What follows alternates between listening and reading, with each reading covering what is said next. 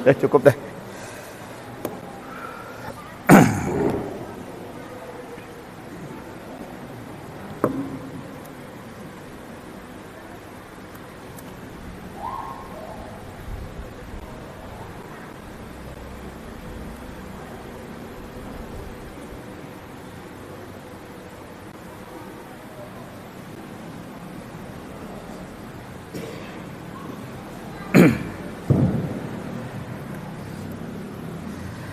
Ini perkenalan dulu. Nama saya Wahyudin Sakam. Nomor handphonenya gampang, pakai XL 0817,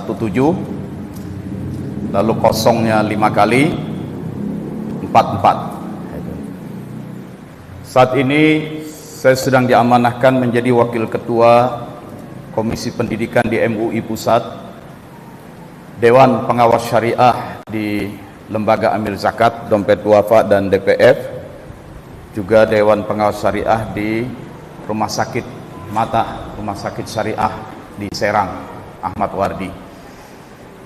Di Tarekat Qadiyah Naksabandiyah diamanahkan menjadi salah satu wakil talqin. Hari ini kita selenggarakan manakib, sekaligus akan ada talqin zikir bagi yang ingin belajar zikir. Yang akan talqin zikir silakan berwudu dulu ya, yang akan ikut talqin. Sambil menunggu yang berwudu, saya menyampaikan materi pengantar ya, materi pengantar. Yang mau ikut talqin zikir silakan berwudu. Jadi Bapak Ibu sekalian, alhamdulillah, asyhadu an la ilaha illallah wahdahu la syarikalah, wa asyhadu anna Muhammadan abduhu wa rasuluhu la nabiyya ba'dah. Allahumma salli wa sallim wa barik alaihi. Berbicara tentang tarekat, yang pertama perlu kita pahami adalah pengertian nafs ya, bicara tentang tarekat, yang pertama perlu kita pahami pengertian nafs. Istilah nafsun, nafs, memang terserap masuk ke bahasa Indonesia dan diartikan nafsu. Nafsu diartikan sebagai dorongan-dorongan buruk, hasrat jahat, gejolak-gejolak kebinatangan. Dorongan makan, minum, marah, ngamuk, wah lu nafsu amat ngelihatnya. Itu. Jadi kalau ada nafsu, itu serba negatif. Padahal makna nafs dalam bahasa Arab bukan begitu, bukan nafsu. Itu. Contoh, sedari kecil saya sudah sering mendengar para ustadz berceramah. Kamu kalau punya ide yang baik, gagasan yang baik, jangan nyuruh orang melulu. Ibda binafsik. Ibda, mulailah. Bi, dengan nafs. Apa kita terjemahkan nafs di sini?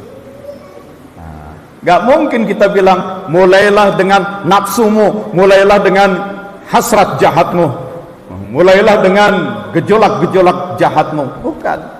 Karena ternyata dalam bahasa Arab, nafs itu artinya diri. Jadi ibda binafsika, mulailah dengan nafsmu, mulai dengan dirimu. Itu. Teman-teman kita yang keturunan Arab sering ngomong begini, yuk kita makan bareng di restoran, tapi bayarnya nafsi-nafsi. Jadi apa arti nafsi-nafsi? Dewek-dewek. Nah, jadi jelas ya. Nafs itu bukan nafsu, hasrat jahat, bukan. Nafs itu diri, pribadi, individu. Bapak Ibu pasti hafal surat Al-Baqarah ayat terakhir. La yukallifullahu nafsan. Ada nafs di situ.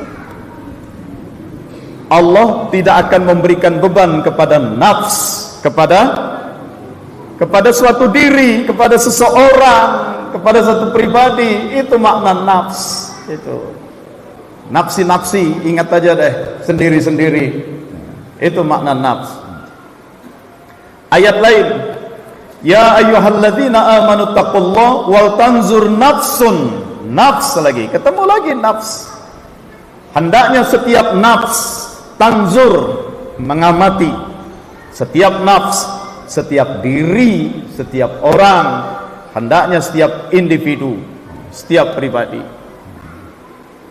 Ini ayat lagi, khalaqakum, dia telah mencipta kamu, min, dari, nafs wahidah. Apa kita terjemahkan nafs di sini? Dia telah mencipta kamu dari hasrat jahat yang satu. Tidak. Dia mencipta kamu dari nafsu, keinginan buruk yang satu. Tidak. Nafsu itu artinya diri, pribadi, orang. Itu. Jadi cermati. Selama ini kita keliru mengartikan nafsu itu nafsu dalam arti hasrat jahat, dorongan jelek. Bukan. Ya. Boleh dilihat di ayat-ayat yang lain, sama aja. Jadi nafs itu artinya diri. Satu diri, satu orang, nafs.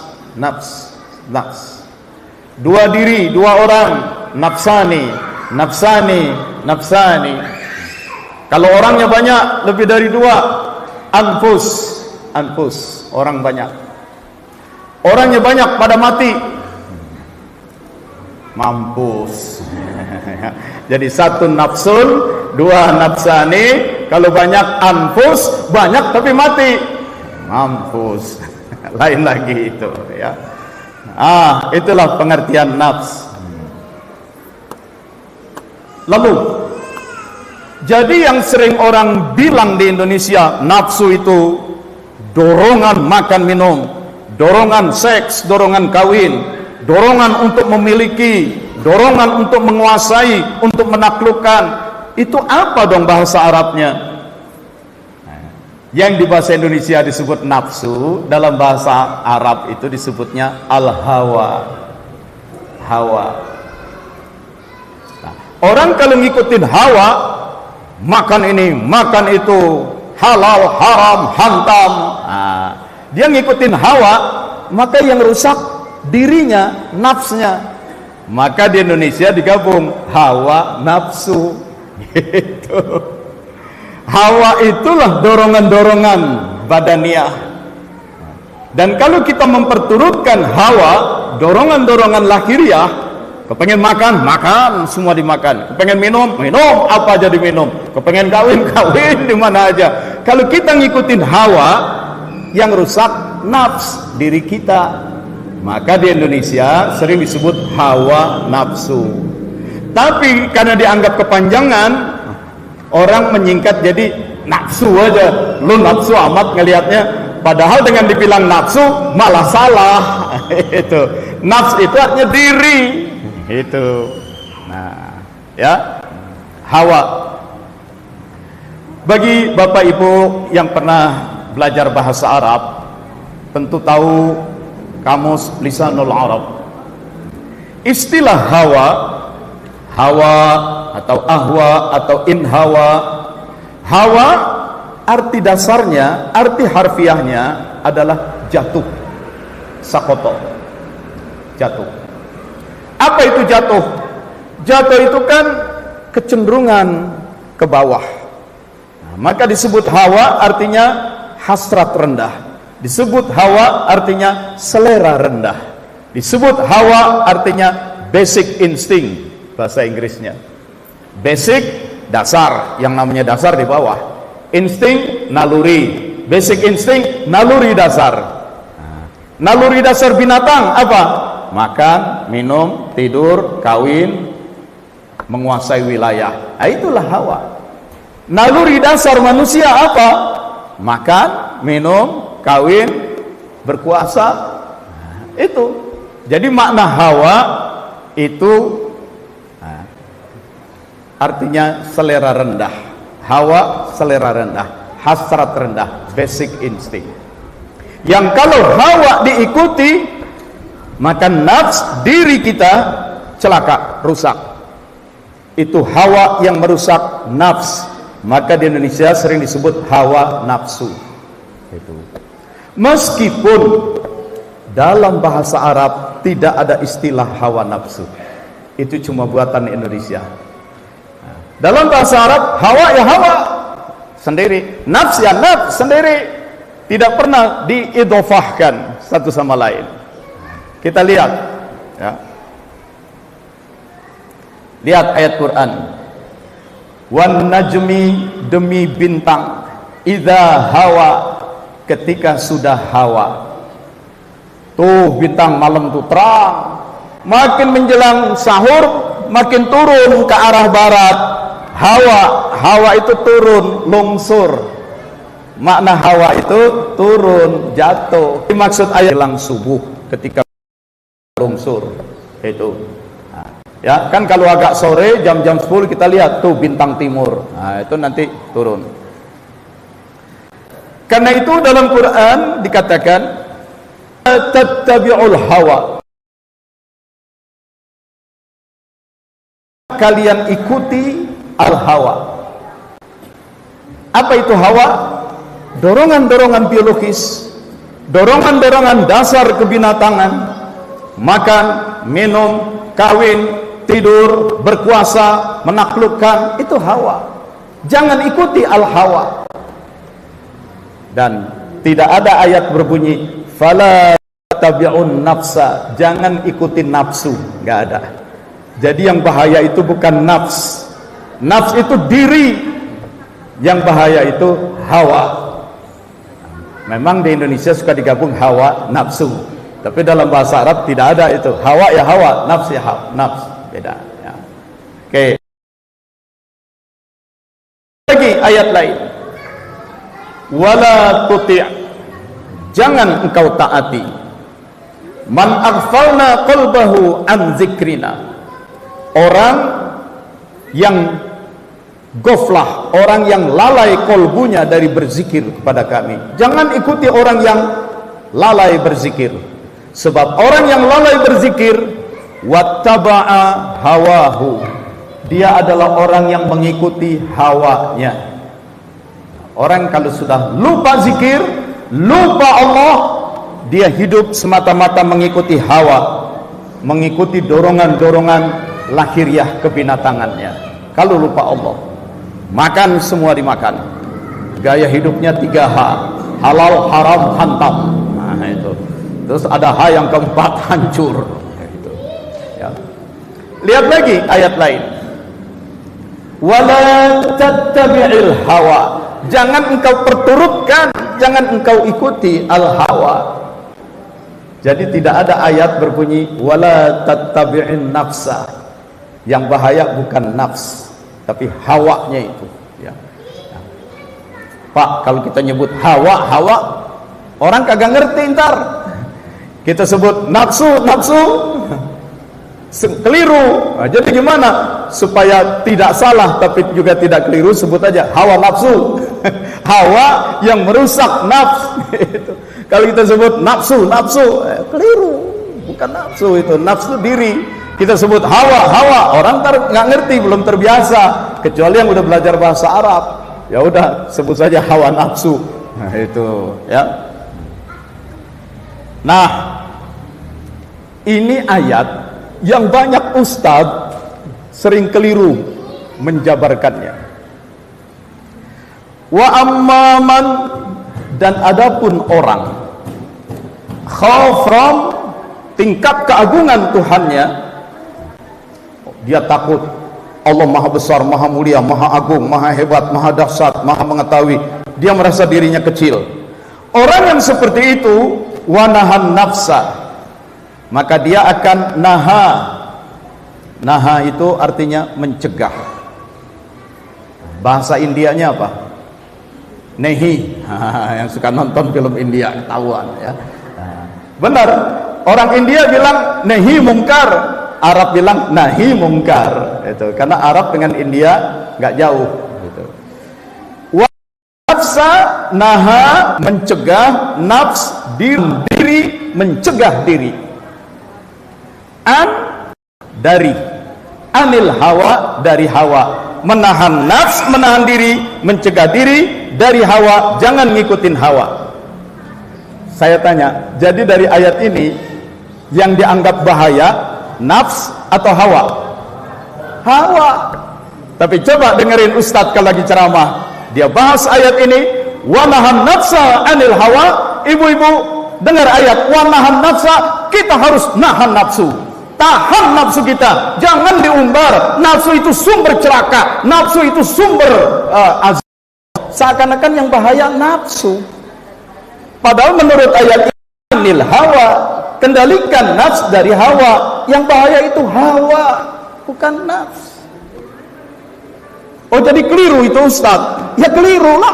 Loh, Ustadz kok keliru? Ya nggak apa-apa, Ustadz juga manusia. Ya tapi kan kalau Ustadz mah udah belajar bahasa Arab, kuliahnya dia IAIN, gelarnya SAG, Sarjana Alam Gaib. Kok masih salah juga? Ya nggak apa-apa itu. Ya, oke. Manusia selama-lamanya, kita nggak boleh bangga dengan gelar ya, nggak usah dibangga-banggain gelar S1, S2, S3. Samsung saja sudah S23, nggak bangga tuh. Lagi kita baru S2 aja segitu juga hidup masih numpang sama mertua.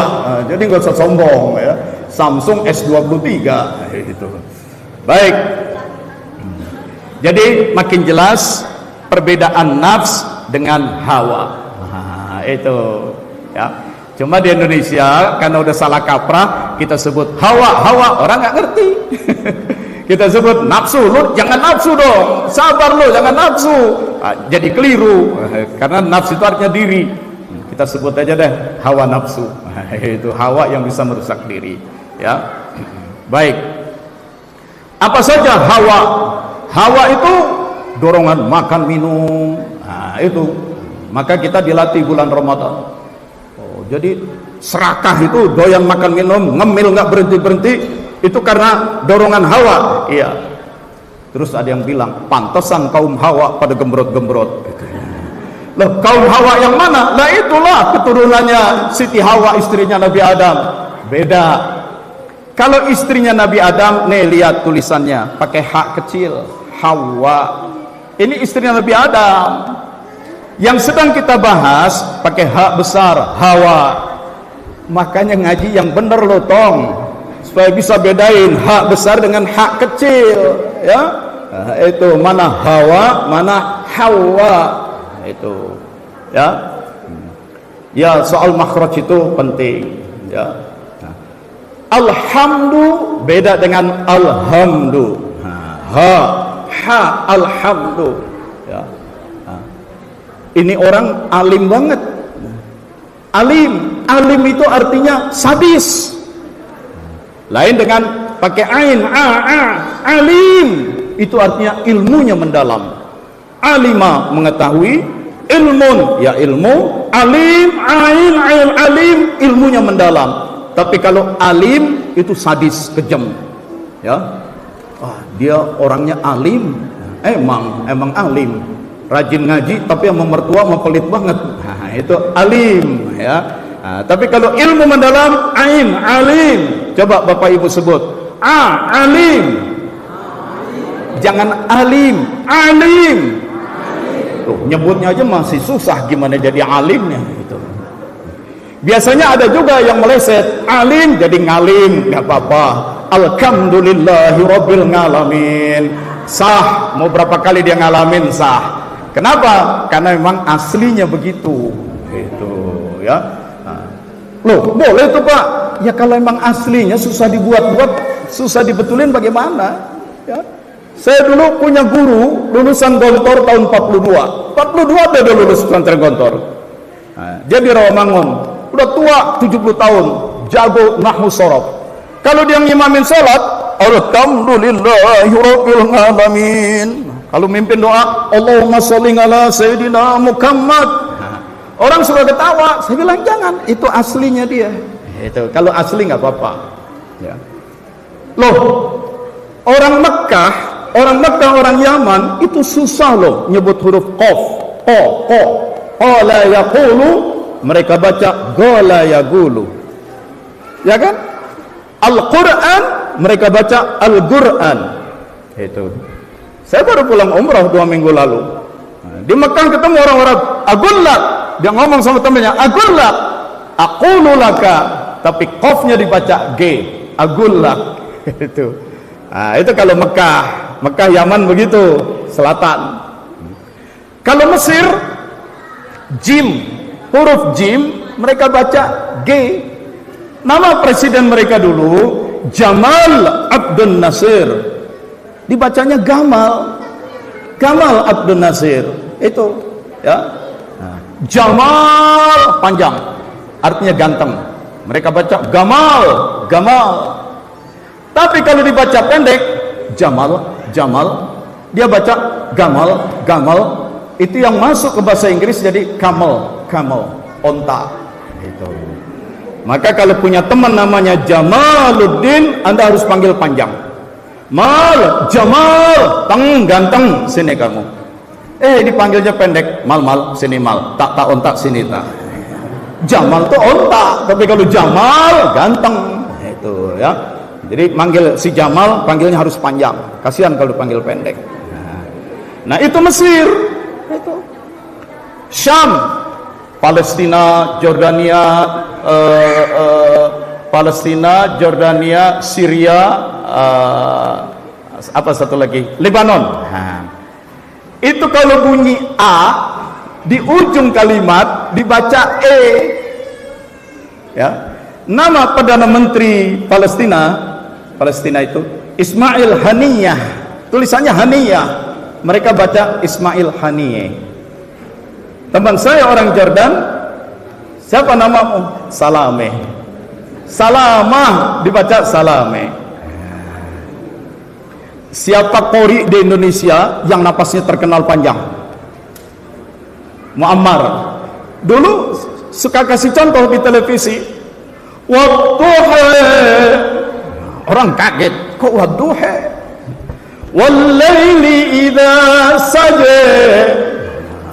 Wah, Muammar, gara-gara dia kawin dengan orang Betawi, ayat pun jadi rusak nih katanya.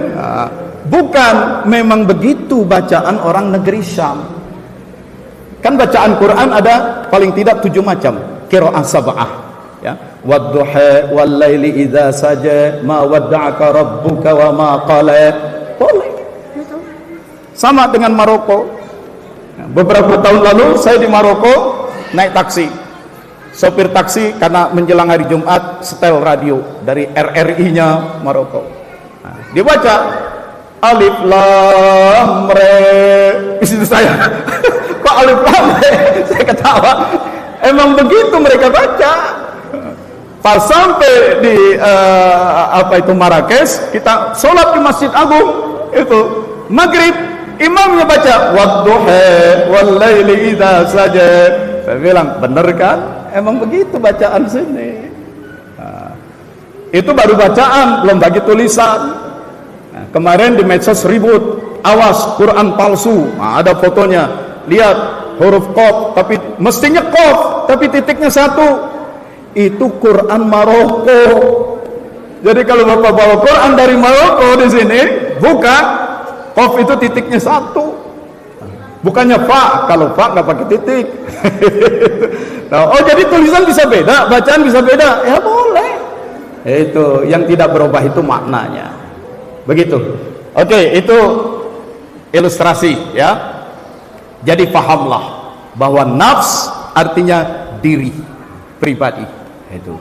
Hawa dorongan-dorongan biologis, dorongan-dorongan kebinatangan. Nah, sekarang yang kedua, nafs itu nafs diri kita yang hakiki itu yang mana? Mana dirimu? Mana nafsmu? Ini diriku. Salah, itu dada. Oh iya, diriku semuanya lah dari kepala sampai kaki. Sejak kapan kamu jadi diri manusia, jadi orang? Sejak lahir. Apa yang lahir? Ya ada badanku. Tidak. Allah jelaskan dalam surat Al-Insan, hal ata 'alal insan hinum minad dahr lam yakun syai'an madhkura. Bukankah telah datang atas insan suatu masa dari waktu dulu, yang pada masa dulu itu insan belum menjadi sesuatu yang dapat dikenali. Sudah ada insan, tapi belum menjadi sesuatu yang bisa dikenal. Karena ketika Allah mencipta insan, diri manusia yang pertama dicipta oleh Allah, diri yang berwujud ruh, bukan badan dulu. Badan kita terbentuk setelah mak bapak kita kawin, mak kita hamil. Tapi jauh sebelum itu Allah cipta di alam lahud kita dalam wujud ruh. Seorang ulama besar, Syekh Muhyiddin Abdul Qadir Al-Jilani, Syekh Abdul Qadir Al-Jilani, kumpulan ajarannya dituliskan menjadi kitab Sirrul Asrar, menjelaskan bahwa yang dimaksud ayat itu, ruh itu adalah ruh manusia yang awal. Dan dari segala ruh manusia yang paling awal Allah cipta adalah ruh Muhammad sallallahu alaihi wasallam. Muhammad yang ruh, bukan yang badan. Itu ya. Nah, dari Muhammad sallallahu alaihi wasallam yang ruh itu diciptalah ruh turunannya. Dicipta lagi ruh turunannya, dicipta lagi ruh turunannya, dan seterusnya. Itu di alam lahud di sisi Allah. Itu begitu. Tapi setelah Allah mencipta langit dan bumi, ya, setelah Allah mencipta alam mulki, ada galaksi-galaksi, bintang-bintang, ada bulan, matahari, ada bumi.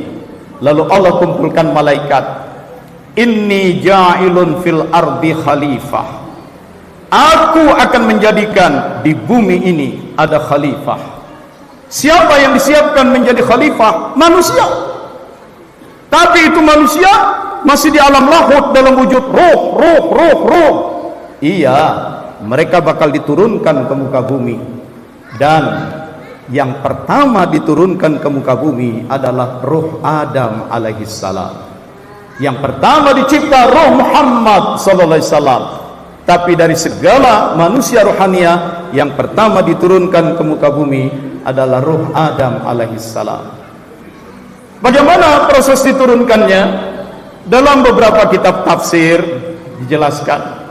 Mula-mula Allah menurunkan Jibril. Jibril diturunkan ke muka bumi, ke tanah, ya. Malak Jibril. Pak, Bu, kalau satu itu malak Jibril, malak Israel. Kalau dua, malakaini. Kalau banyak, malaikah. Jadi kalau malaikat itu artinya banyak. Kalau satu, malak. Itu yang benar. Cuma begitu saya sebut malak Jibril, kaget, malak. Kayaknya malak kerjaan preman di pasar. Bukan, ya. Malak itu kalau satu, kalau dua, malakaini, kalau banyak, malaikah. Nah, diutuslah malakul Jibril ke muka bumi, dan oleh Allah diperintahkan dari tanah yang ada di bumi diciptalah bashar. Nih badan kita ini disebutnya bashar. Mana dalilnya? Ada di surat Shad ayat 71-72. Baca sama-sama. Baca nggak nih kecil? Inni khaliqum basharam min tin. Sesungguhnya akulah pencipta bashar dari tanah. Nah, Allah yang berkata melalui Jibril, aku yang mencipta bashar, badan dari tanah. Bashar, badan, jasad, mirip-mirip, meskipun ada beda-bedanya. Nanti kita lihat, ya.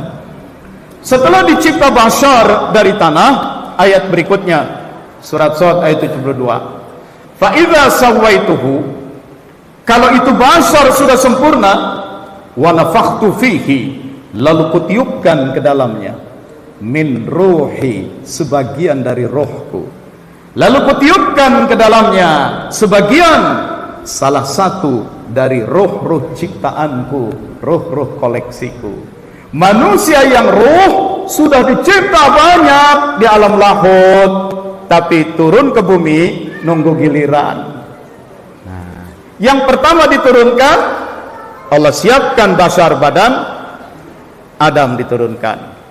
Lalu disiapkan basar kedua, badan kedua, roh Hawa diturunkan.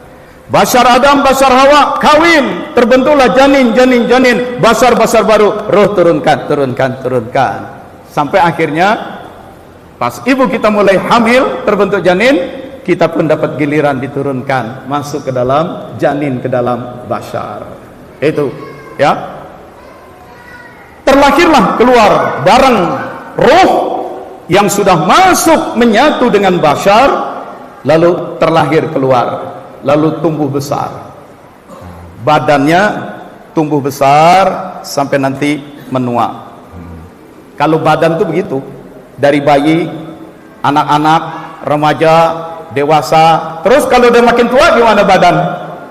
Makin ciut lagi, makin ciut dan makin lemah. Itu. Nah, tapi ruh yang ada di dalam badan bagaimana? Belum tentu.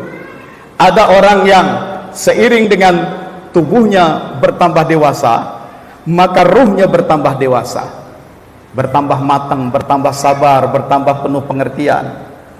Ada orang yang tubuhnya makin tua, begitu, tapi ruhnya terus makin matang, makin sabar, makin iman, makin takwa. Jadi tubuh bisa melemah, tapi ruh bisa terus tumbuh. Ada juga ruh bareng tubuh. Begitu tubuh sudah mulai tua, menciut, ruhnya pun menciut. Nah, kalau ruh menciut itu gimana maksudnya? Makin kurang sabar, makin gampang ngambek, makin gampang marah, makin imun. Ada kakek-kakek yang suka ngambek? Ada. Siapa? Tunjuk tangan. Kalau udah ngambek kan bisa lebih kecil dari anak kecil ya. Itu. Nah, tapi ada juga anak muda, badannya masih sedang tumbuh, masih akan tumbuh. Ya, tapi dia punya roh udah keburu menciut. Dia udah jadi pemalas, putus asa, apatis, nggak mau kerja. Badan masih tumbuh, roh sudah melemah. Ada yang badan tumbuh dan melemah, roh ngikutin, tumbuh dan melemah. Ada yang tubuh melemah, rohnya terus tumbuh. Dan itu biasanya adalah ahlul masjid, orang yang sering datang ke masjid, yang sering zikir, yang sering dengar pengajian, yang sering sholat baca Quran. Tubuh melemah, roh terus menguat. Itu. Mudah-mudahan kita semua begitu ya. Hati-hati yang udah mulai menciut ya. Jangan roh ikut jadi kekanak-kanakan begitu ya. Cucu nggak beliin sajadah baru, Ramadan ngambek lagi gitu. Oke. Nah, kita terlahir jadi roh masuk ke basar. Ada roh ikut tumbuh mengikuti basar, ada yang basar melemah, roh terus tumbuh. Mudah-mudahan kita. Sampailah satu saat dalam surat Az-Zumar ayat 42. Allahu yatawaffa. Allah akan mewafatkan, yatawaffa, mewafatkan. Al-anfus, anfus itu jamak dari nafs. Kalau nafs satu, dua nafsani, banyak anfus. Allah akan mewafatkan anfus. Allah akan mewafatkan diri-diri manusia. Yang mana nafs kita yang hakiki? Nafs yang hakiki yang roh. Berarti roh ini akan diwafatkan. Ya tawaffal anfus, mewafatkan nafs, mewafatkan diri, mewafatkan roh. Karena diri manusia yang hakiki itu roh. Roh akan diwafatkan. Kapan? Hina mautiha, di saat maut, di saat kematian. Jadi diwafatkan ketika mati. Apa itu mati? Disebut mati, basar badan, kehabisan hayat. Hayyun hidup, hayatun kehidupan. Hayyun hidup, hayatun hayat, nyawa.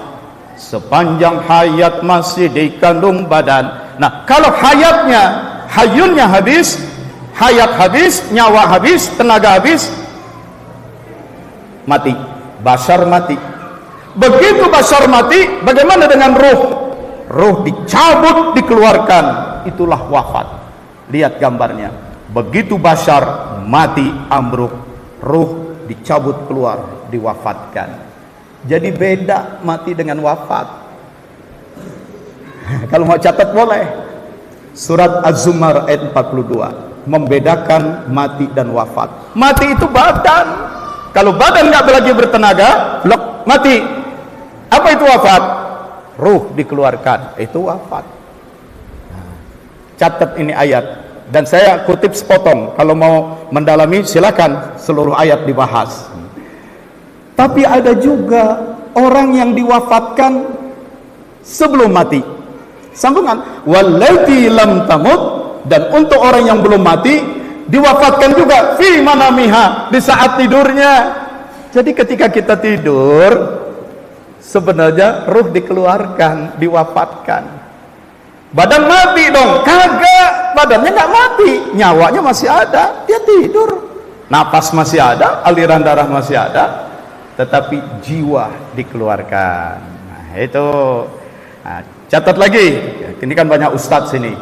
Surat 6, surat Al-An'am ayat 60 dan 61. Itu juga memperjelas perbedaan mati dan wafat. Tapi periksa Arabnya ya, atau tafsir yang Arab, jangan yang terjemahan bahasa Indonesia. Kalau yang terjemahan suka ngawur-ngawur itu ya. Jadi surat Az-Zumar ayat 42 dan surat Al-An'am surat 6 ayat 60 dan 61. Itu membedakan mati dan wafat. Bashar badan itu mati, kehabisan tenaga, tapi roh dikeluarkan, itu namanya wafat. Itu. Bashar yang sudah mati dikubur, masukin ke dalam tanah, membusuk, terurai, musnah, menyatu tanah, dari tanah kembali ke tanah. Bagaimana dengan roh yang sudah dikeluarkan, diwafatkan? Roh dari Allah, ruh dikembalikan ke Allah. Inna lillah wa inna ilaihi raji'un. Jadi ruh tidak mati, ruh wafat. Badan mati, busuk, hancur, ruh diwafatkan, dibawa menghadap Allah. Sampai satu saat semua dikumpulkan di hadapan Allah. Yauma yaqumur ruhu wal malaikatu saffa. Yauma, akan ada suatu hari nanti, yaqumur ruh, berdiri itu ruh di hadapan Allah, wal malaikah, bersama malaikat di kanan dan di kiri, saffa, membentuk saf, ruh berdiri nunduk aja di hadapan Allah. Hai kamu makhluk ruh yang ketika di muka bumi kamu diturunkan ke bumi, dimasukkan ke dalam badan, kamu dikenal bernama Wafiyuddin. Sibuk apa kamu sepanjang kehadiranmu di muka bumi? Kita berhadapan dengan Allah. Ada yang jawab, siap ya Allah, jadi ASN, jadi pegawai negeri. Terus Allah tanya juga, suka bikin SPJ fiktif enggak?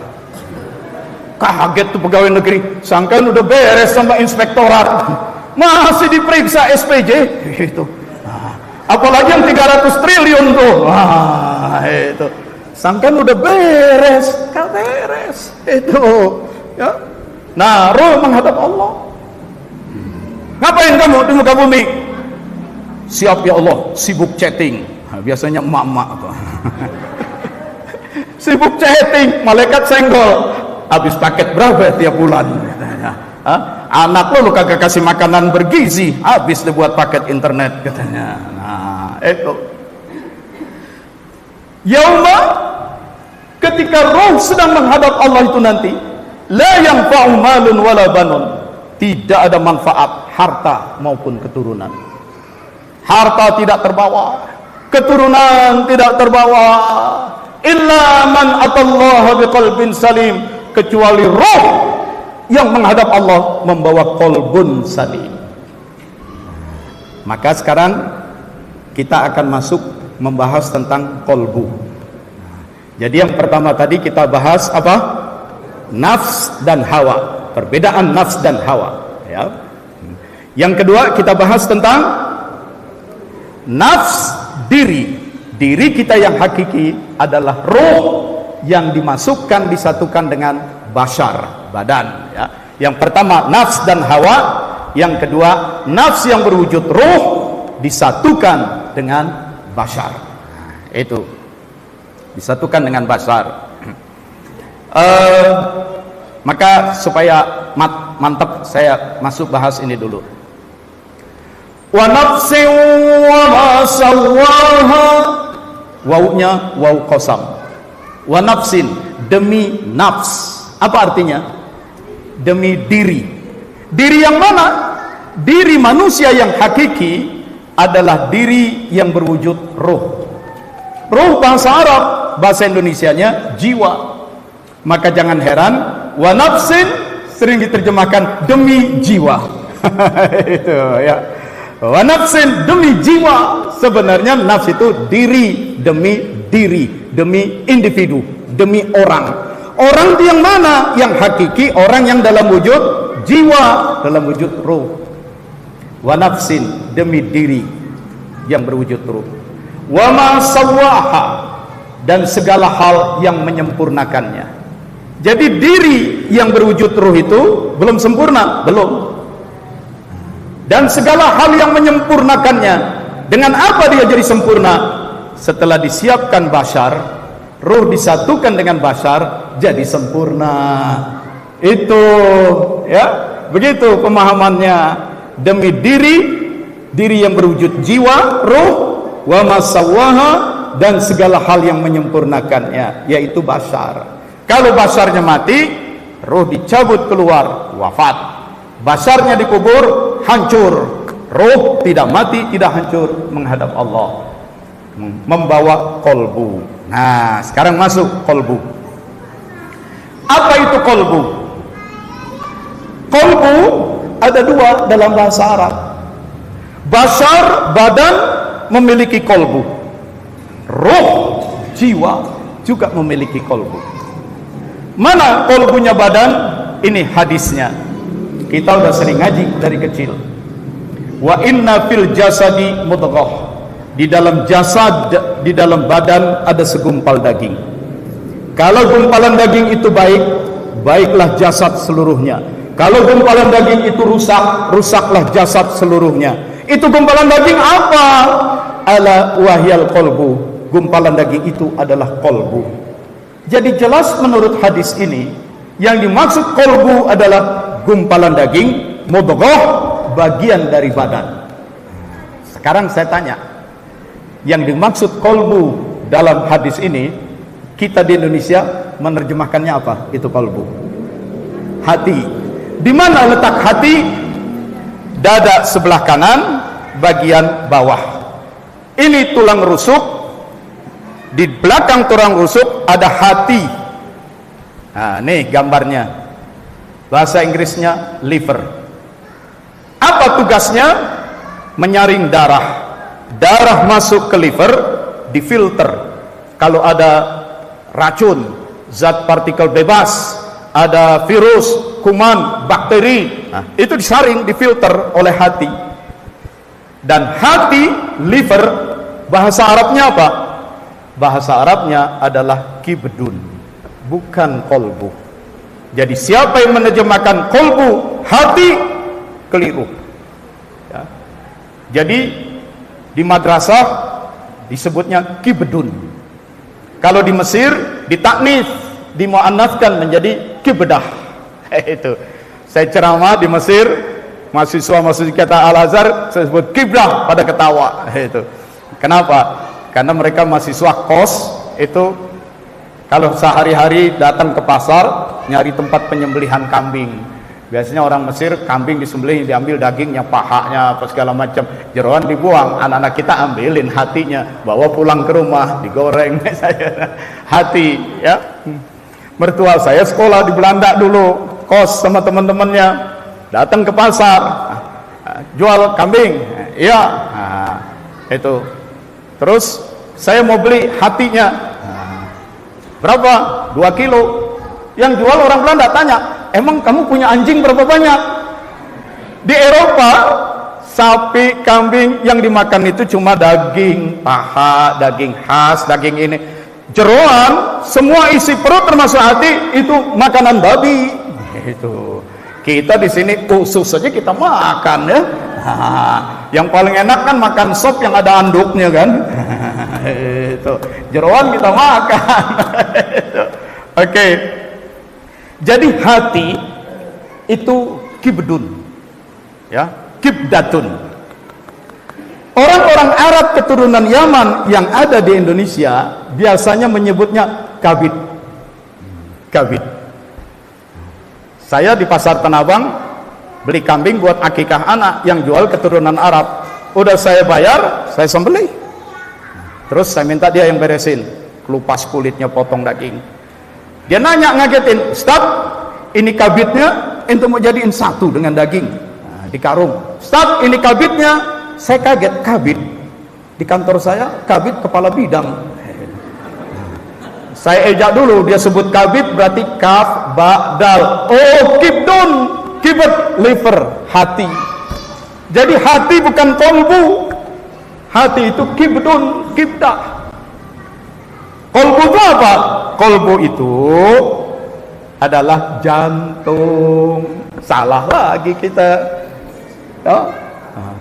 Ya habis dari dulu diajarinya begitu di madrasah, ya. Nah, kita jadi santri, nah, kolbu, hati. Akhirnya kita jadi ustadz, ngajarin lagi ke jamaah, kolbu tuh hati. Nah, jamaah kita jadi kiai lagi, kolbu tuh hati. Terjadilah kekeliruan yang istiqomah dan berjamaah. Itu. Nah, mohon maaf ya kalau ada ustadz di sini, perhatikan ini. Ya. Di Madinah ada rumah sakit jantung besar, tulisannya Mustasfa Al-Qalb, rumah sakit jantung. Itu qalbu. Jamaah umrah jam 2 malam teriak-teriak serangan jantung. Saya telepon ambulan, datang dibawa, saya pun lompat ikut dampingin, takut dia nggak ada yang terjemahin gitu. Nah, sampai ke rumah sakit jantung Mustasfa Al-Qalb. Itu. Udah 2:30, wajar di dalam tuh rumah sakit orang pada ngantuk, ketiduran. Saya kagetin, "Assalamualaikum, where is the cardiologist?" Pakai bahasa Inggris. "Mana dokter jantungnya?" Ah, kaget. Huwa dokter Philcott. Tuh dokter kolbunya tuh. Dokter kolbu, dokter jantung. Itu. Kolbu itu bukan hati. Hati itu kibdun. Ya. Nih, pelajaran biologi. Nah, anak di Arab. Mana buku biologi kamu? Saya buka. Ada judulnya At-Tarkib Ad-Dakhili lil Qalb. Susunan bagian dalam kolbu. Gambarnya jantung. Jadi kolbu itu jantung di Arab. Nah, di Indonesia aja jadi hati. Itu. Kalau hati, nih letaknya dada sebelah kanan. Nah, nih bentuknya kayak begini. Ini hati al-kibd. Nah, judulnya aja al-kibd. Ya, hati. Ada orang kena tusuk, mungkin berkelahi, mungkin ditikam penjahat. Tembus ke dalam jantung, bolong, bocor jantungnya, maka ditaruh di meja operasi. Setelah dibius, dibelek dadanya, dibengkek, dioperasi jantungnya. Zaman sekarang semua direkam pakai CCTV supaya kalau dokter salah bertindak ada bukti salah atau benarnya. Itu. Nih operasi jantung. Sabar ya kalau ada yang nggak kuat. Nih dada yang udah dibelah. Ini tulang iga sebelah kiri bagian bawah. Nah itu kolbu, jantung. Udah disambung dengan pembuluh pipa supaya darahnya jangan terbuang. Nah, sambungan digunting. Nah, sambungan ke empedu. Lalu kolbu, jantung ditarik keluar. Ruang dada disedot, dibersihin. Lama kelamaan kolbunya diem, tidak berdegup-degup lagi. Dicari mana bagian yang bocor, yang robek kena tusuk. Kalau ini bekas potongan tadi nih, nah di sini nih yang robek nih. Lihat di ujung pinset, pada saat dibentangkan ditarik ada bolong hitam. Nah ada bolong ya. Oh ini bocor, robek. Terus kalau udah ketahuan bocor diapain? Ya dijahit. Kenapa dijahit? Karena dia tubeless, nggak pakai ban dalam. Nah kalau udah masukin lagi ke dada, sambungin pembuluh darahnya, kagetin pakai listrik, blok, berdegup-degup lagi. Paham sampai sini? Kolbu itu jantung, bukan hati. Hati itu apa?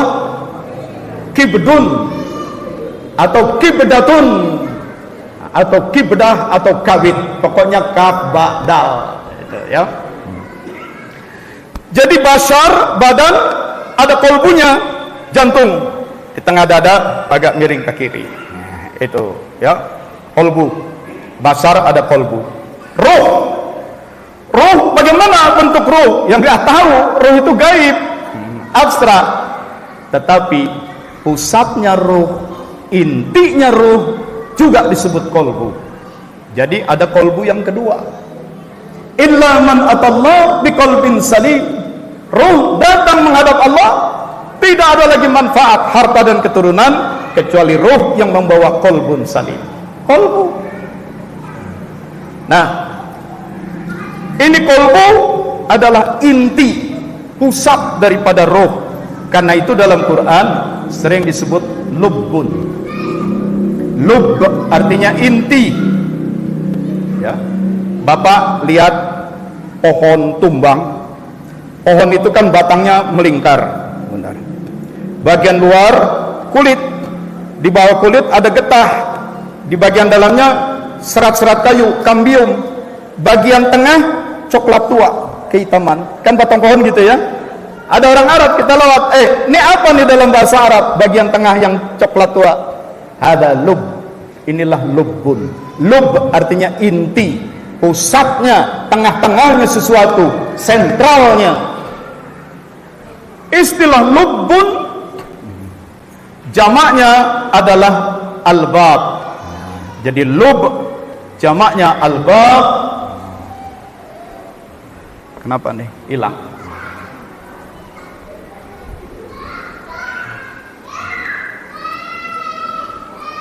Lub jamaknya adalah albab, dan kalau diberi alif lam ma'rifah itu al-albab.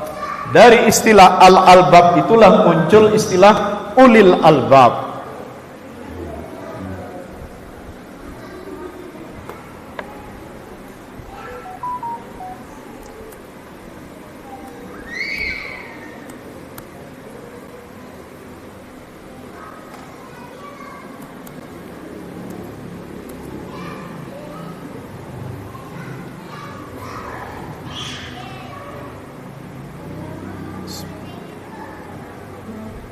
Oke. Nah, lubbun jamaknya albabun, albab, dan diberi alif lam ma'rifah, albab menjadi al-albab. Dari situ muncul istilah ulil albab. Uli yang memiliki al-albab, inti. Apa intinya ruh? Inti ruh adalah kolbu.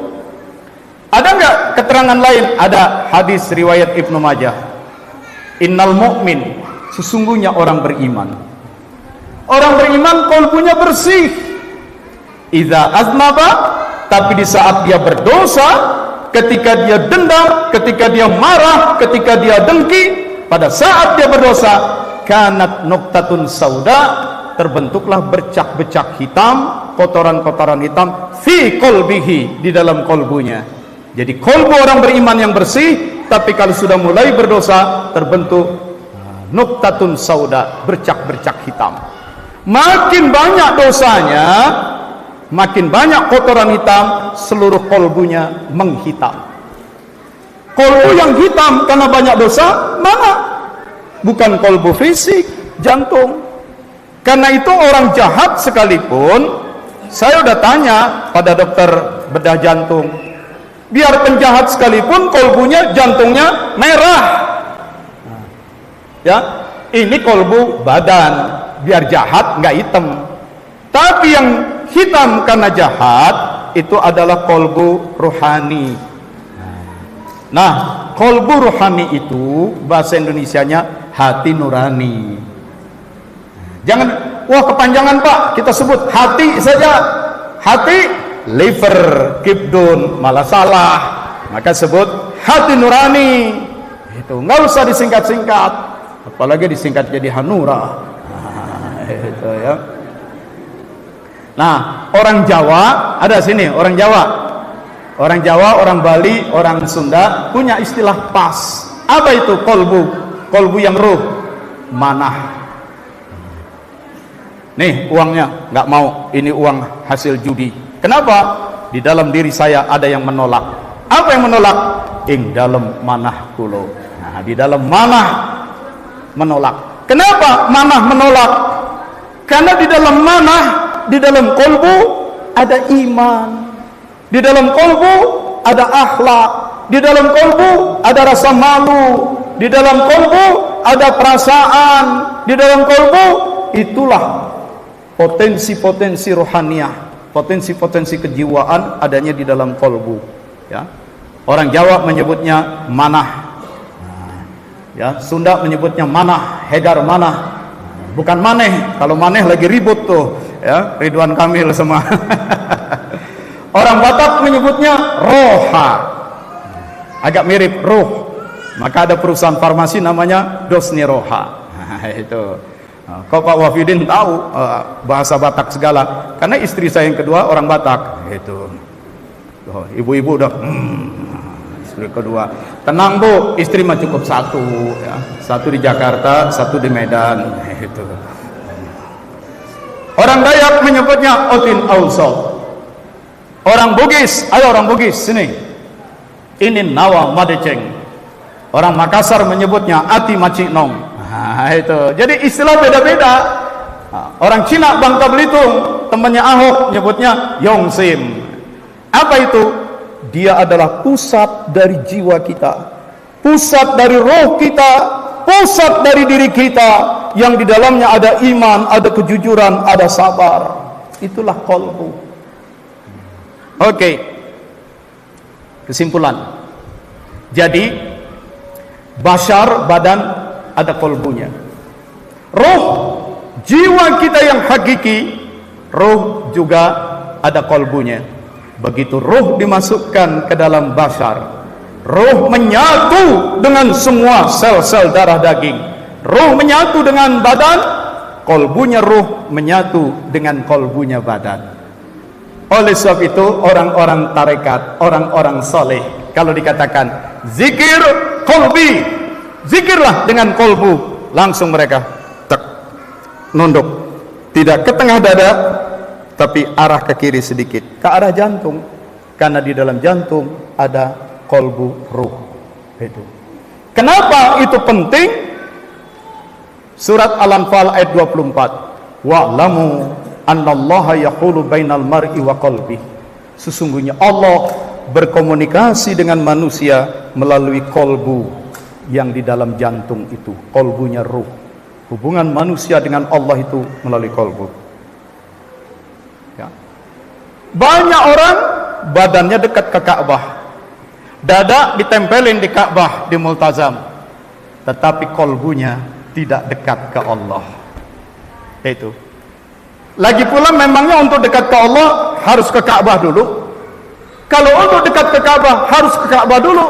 Cuma orang kaya yang punya ongkos ke sana. Gimana orang yang miskin sampai mati nggak pernah ke Mekah? Bisa nggak dekat ke Allah? Bisa. Karena mendekatnya melalui kolbunya. Itu. Bapak tahu, saya pernah ketemu kakek-kakek di Mekah, umur 94 tahun. Seumur hidup dia nggak pernah berhaji. Tinggal di Mekah. Kenapa? Haji padat banyak manusia, saya takut celaka. Itu pengalaman saya tahun 94. Tahun 2017 saya dengan istri ke Portugal karena ada konferensi tentang internet. Ketemu dengan seseorang dari Belanda, kita diskusi. Dari Inggris, bukan Belanda. Temannya perempuan, tampangnya Arab. Saya tanya, "Enti Arabia?" Kamu orang Arab? Iya. Arabnya mana? Mekah. Terus dia cerita sama temannya pakai bahasa Inggris bahwa dia sebenarnya orang tuanya, keluarganya tinggal di Mekah. Itu. Oh, saya kemarin baru umroh ke Mekah. Dia bilang, "Oh ya, saya seumur hidup belum pernah umroh dan haji." Gitu. Istri saya yang ketawa. Orang Mekah ada loh yang tidak pernah haji dan umroh. Jadi dekatnya manusia ke Allah itu memang bukan soal badan dekat ke Ka'bah, tetapi kolbu. Itu. Oleh sebab itu menjadi penting menjaga kebersihan kolbu, menghidupkan, mengaktifkan kolbu dalam zikrullah, dalam ingat kepada Allah, dalam mahabbah cinta kepada Allah, dalam ishkun rindu kepada Allah, dalam khauf dan raja takut dan penuh harap kepada Allah. Itulah tarekat, itulah tasawuf. Ya. Jadi kalau ditanya, Pak, saya mau belajar tasawuf, saya mau belajar tarekat, apa yang harus saya lakukan? Satu, Anda geser dulu pemahaman bahwa dirimu adalah badan, ubah dirimu adalah ruh yang dimasukkan ke dalam badan. Itu dulu nomor satu. Yang kedua, mantapkan pemahaman. Bashar badan makin tua mati, tapi ruh tidak mati. Ruh dari alam lahud di sisi Allah balik ke Allah dan melanjutkan kehidupannya. Udah paham? Yang ketiga, kendali. Di dalam badanmu ada kolbu, di dalam ruhmu juga ada kolbu. Dan hubungan Allah dengan manusia, komunikasi Allah dengan manusia melalui kolbu yang rohani itu. Paham? Paham. Yang ketiga, karena itulah kita harus banyak membersihkan kolbu dan menyambung latihannya, riadohnya. Maka dalam kitab Sirrul Asrar, kumpulan ajaran Syabul Qadir Al-Jilani, pasal pertama yang dibahas itu dulu. Geser dulu pemahamanmu. Kalau kamu masih memahami dirimu cuma tubuh, badan, terus belajar tarekat, ngaco nanti. Kenapa? Tarekat hanya diartikan zikir-zikir untuk kepentingan badan. Zikir yuk, zikir supaya badan nggak mempan dibacok, nggak mempan ditembak. Nah, tarekat jadi sakti-saktian. Kenapa harus zikir? Zikir supaya penampilan awet muda. Itu. Mama kok sekarang rajin banget sih zikir? Ya habis kata guru ngaji, supaya awet muda. Apa urusannya zikir dengan awet muda? Bapak lo tuh udah jarang-jarang pulang katanya. Nah, jadi bertarekat supaya awet muda, bertarekat supaya nggak mempan dibacok, bertarekat supaya sawah panennya makmur, tapi malas ngurus sawahnya. Itu, ya. Bolak-balik ke guru tarekat, minta air doa, tuh air diguyurin di sawah. Kalau ente malas ngurus rumput-rumputnya, ya tetap aja panennya jelek. Itu, ya. Nah, jadi melesetnya dalam sejarah, melesetnya tarekat hanya diartikan sakti-saktian. Jadi zindik, bertarekat hanya untuk ngobatin, yang dikejar cuma karomah-karomah. Itu tidak. Sejak zaman sahabat Nabi, tasawuf tarekah itu bukan untuk itu. Bukannya kita tidak percaya dengan karomah. Untuk orang-orang yang memang bersih kolbunya, terus tersambung dalam zikrullah, dalam ridha ke Allah, maka Allah bisa memberikan kepada dia min haitsu la yahtasib, segala hal yang di luar pikiran manusia. Bisa, tapi itu bukan tujuan. Bukan tujuan. Karomah itu ada. Itu ya. Itu. Nih sekadar cerita. Berangkat nyetir mobil untuk khutbah Idul Adha. Jalan yang kita lewati ditutup karena di sana ada masjid, sholat id di jalan. Kalau motor lewat Pulau Gadung, Pulau Gebang perlu 40 menit, 10 menit lagi udah masuk nih waktu sholat id. Jadi lewat mana? Kanan Pak, pinggir rel, tapi itu jalan sedang ditimbun tanah merah karena akan dijadikan akses pintu masuk ke jalan tol. Dan saya lihat ada truk lagi nyungsep tuh, sampai bannya masuk ke dalam lumpur segala macam. Bagaimana nih? Ya kita coba aja deh. Mobil saya Mazda tua lagi, masuk ke lumpur. Maju nggak bisa, mundur nggak bisa. Ya Allah, perjalananku bukan maksiat ya Allah. Tolong dengan segala kehebatanmu. Kasihan orang di sana, ratusan orang sholat id, nggak gampang nyari khatib mendadak begini. Tolong ya Allah, serahkan diri ke Allah. Bismillah, Allahu Akbar. Masukin gigi satu, tuh mobil berenang di lumpur. Ya. Itu truk yang lagi nyungsep, keneknya ya dari tampangnya nggak kelihatan orang-orang Batak nih. Itu ngeliatin mobil kita berenang di lumpur sampai kita yang ngeliat mulutnya nganga. Jangan sampai kita sombong. Allah, Allah, Allah, Allah. Bukan aku yang hebat, bukan aku yang hebat, bukan aku yang Allah, Allah, Allah. Nah, udah kira-kira 200 meter naik ke aspal, wah kebut. Orang sholat di lapangan, lapangannya panjang itu di komplek Mas Naga. Jadi sepanjang mobil lewat ke depan, turun. Selesai orangnya, Pak dari mana Pak? Karena lumpur bukan lagi di kaca, sampai ke atap, berenang. Allahu Akbar. Kita tidak boleh menentang karamah dari Allah. Kalau Allah mau berikan, apapun jadi. Tapi jangan kita bilang, gue orang tarekat, ini lumpur, gue jalanin, ya tetap aja ambles. Gitu. Nggak bisa soal itu, ya. Jadi begitulah Bapak Ibu sekalian, pentingnya zikir. Baik, sekarang saya tanya, permulaan bertarekat adalah talqin zikir. Apakah ada yang mau belajar tarekat Qadiriyah Naqsyabandiyah?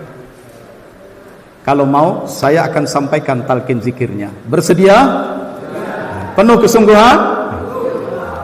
Kalau ada yang masih ragu, ya udah dalam batin aja niatin. Enggak, saya cuma mau ngelihat aja. Tapi enggak dapat. Itu ya. Tapi kalau memang sungguh-sungguh, nah ikuti.